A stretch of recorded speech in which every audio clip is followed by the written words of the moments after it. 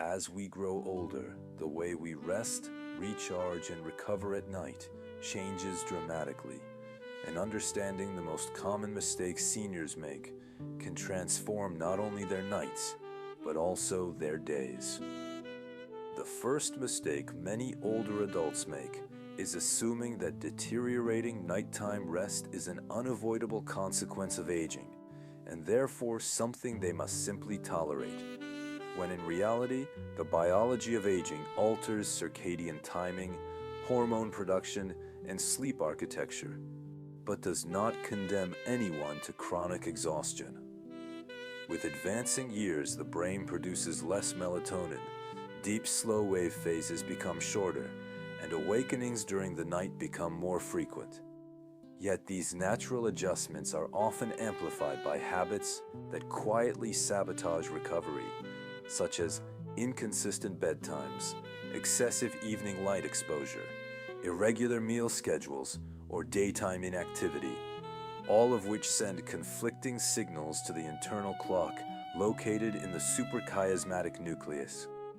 When seniors resign themselves to fragmented nights, they frequently stop seeking solutions, overlook treatable conditions like sleep apnea, restless leg syndrome, nocturia, chronic pain, or mild depression, and underestimate the cumulative impact of poor quality rest on memory consolidation, immune resilience, cardiovascular stability, metabolic regulation, and emotional equilibrium. Furthermore, the belief that "I'm old, so this is normal" can become a self-fulfilling prophecy, reducing motivation to exercise, socialize, or pursue stimulating activities, which in turn diminishes homeostatic sleep drive and worsens nighttime restlessness. Instead of accepting fatigue as destiny, older adults benefit from reframing their expectations, recognizing that although patterns evolve, restorative slumber remains achievable through evidence-based adjustments, medical evaluation when necessary, and a proactive mindset that views nighttime recovery as a pillar of longevity rather than a lost luxury. Cultivating this perspective opens the door to behavioral strategies, environmental modifications, and clinical interventions that can meaningfully improve both duration and depth of rest, proving that aging may reshape sleep, but it does not eliminate the possibility of waking refreshed, alert, and cognitively sharp. The second widespread error involves spending excessive time in bed in an attempt to compensate for restless nights, a well-intentioned but counterproductive strategy that weakens the association between the bedroom and consolidated slumber. When seniors retire at 8 p.m. out of boredom or remain under the covers until 9 a.m., hoping to accumulate more minutes of unconsciousness, they often extend their time in bed far beyond their actual physiological requirement, which naturally declines slightly with age. This mismatch reduces sleep efficiency, defined as the proportion of time in bed actually spent asleep, and conditions the brain to link the mattress with wakefulness, rumination, and clock watching rather than tranquility. Over time, frustration builds as individuals lie awake, calculating lost hours, anticipating another difficult night, and amplifying performance anxiety around rest, a phenomenon that can evolve into chronic insomnia. The solution is paradoxical yet powerful, compressing time in bed to more closely match true sleepability, establishing a consistent wake-up time regardless of the previous night, and avoiding early bedtimes unless genuine drowsiness is present. By strengthening circadian cues through morning light exposure, physical movement, and predictable daily routines, seniors can rebuild robust pressure for nighttime recovery, making it easier to fall asleep within a reasonable interval and reducing prolonged awakenings. This disciplined approach may initially feel restrictive, particularly for retirees with flexible schedules, but it restores the bed as a sanctuary reserved primarily for sleep and intimacy, not for television marathons, late-night news consumption, or extended worry sessions. Ultimately, spending less time passively waiting for slumber often results in deeper, more efficient rest demonstrating that quality outweighs sheer quantity when it comes to nighttime rejuvenation. A third mistake frequently observed in older populations is excessive daytime napping or poorly timed dozing, which disrupts the delicate balance between sleep pressure and circadian rhythm. Short, strategic naps can be beneficial, especially for individuals managing chronic illness or medication side effects. Yet long afternoon siestas lasting 90 minutes or more dissipate the accumulation of adenosine, the neurochemical that drives the urge to sleep, thereby reducing the natural buildup of tiredness needed for consolidated nighttime rest. Many seniors drift off in front of the television after lunch, unintentionally sleeping for extended periods in a recliner under bright light and background noise, fragmenting their sleep cycle and confusing the body's internal clock. This pattern often creates a vicious cycle in which poor nighttime rest leads to daytime lethargy, which leads to prolonged naps, which then undermine the following night's recovery.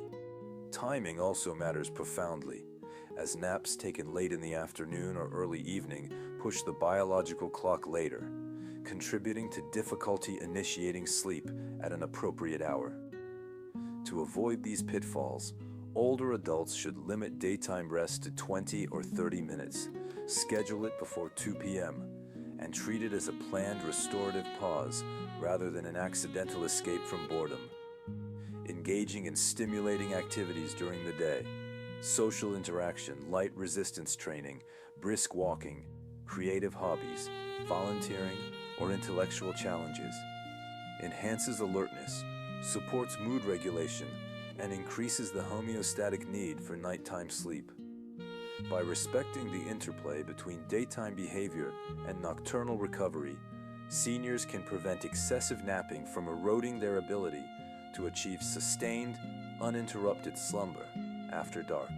The fourth common error centers on insufficient exposure to natural light and inadequate physical activity, both of which are essential synchronizers of circadian rhythm, yet often decline after retirement. Many older adults spend the majority of their day indoors under dim artificial lighting that lacks the intensity required to signal daytime to the brain, especially during winter months or in assisted living environments where illumination levels are low. Without strong morning light, melatonin suppression is delayed, body temperature rhythms shift, and the internal clock drifts, leading to earlier evening sleepiness followed by pre-dawn awakenings. Simultaneously, sedentary routines reduce metabolic demand and limit the buildup of sleep pressure, making it harder to fall asleep at night despite feeling fatigued.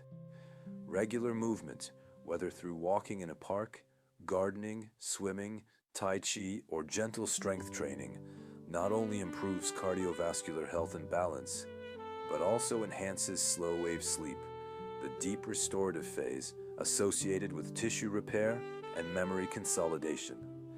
Exposure to sunlight within the first hour of waking, even for 15 to 30 minutes, anchors circadian timing, boosts serotonin production, and promotes a healthier transition to nighttime melatonin release. For seniors with mobility limitations, sitting near a bright window, using medically approved light therapy devices, or engaging in chair-based exercises can provide similar benefits.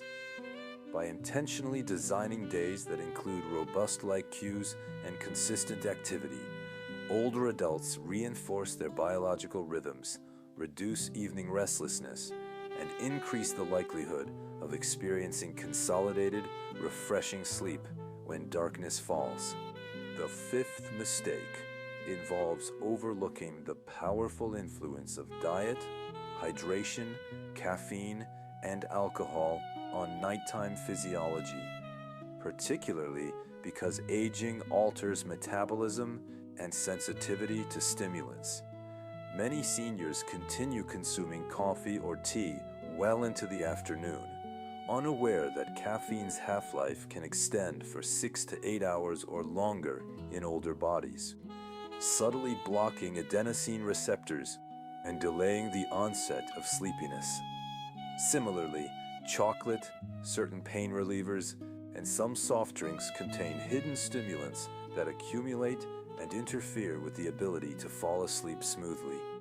Alcohol presents an even more deceptive challenge, as a glass of wine may initially induce drowsiness by enhancing GABA activity, yet it fragments sleep later in the night, suppresses REM cycles, exacerbates snoring, and increases nighttime awakenings for bathroom visits. Heavy evening meals rich in fat or spice can trigger gastroesophageal reflux, discomfort, or blood sugar fluctuations that disturb rest, while inadequate hydration earlier in the day may lead to excessive fluid intake before bed, contributing to nocturia. Balancing nutrition by prioritizing earlier, lighter dinners, moderating stimulant intake after midday, spacing fluids strategically, and limiting alcohol to small amounts consumed well before bedtime can significantly improve sleep continuity. Moreover, certain nutrients such as magnesium, tryptophan-rich proteins, and complex carbohydrates may support relaxation when consumed thoughtfully, though they should complement rather than replace broader behavioral strategies. Recognizing the intricate relationship between what is ingested and how the body transitions into restorative states empowers seniors to make dietary choices that align with their goal of uninterrupted, high-quality nighttime recovery. The sixth prevalent mistake is neglecting the impact of medications and untreated medical conditions on sleep architecture, a particularly relevant issue given that older adults often manage multiple prescriptions simultaneously. Antihypertensives, corticosteroids, certain antidepressants, decongestants, beta agonists, and even some over-the-counter antihistamines can alter alertness, suppress REM sleep, or cause vivid dreams, restlessness, or frequent urination. Polypharmacy increases the risk of drug interactions that subtly impair nighttime stability.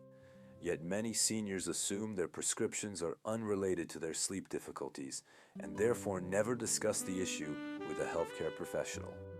Chronic pain from arthritis, neuropathy, or spinal degeneration can produce microarousals throughout the night, while conditions such as obstructive sleep apnea may go undiagnosed for years, manifesting as loud snoring, morning headaches, memory lapses, and excessive daytime sleepiness.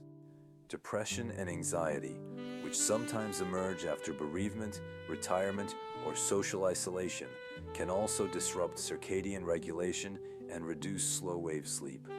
Addressing these factors requires proactive communication with physicians, medication reviews to evaluate timing and dosage, potential adjustments to minimize stimulating effects in the evening, and appropriate diagnostic testing when symptoms suggest a primary sleep disorder. Non-pharmacological interventions, including cognitive behavioral therapy for insomnia, pain management strategies, breathing devices for apnea, or counseling for mood disorders, often provide more sustainable improvement than sedative medications alone.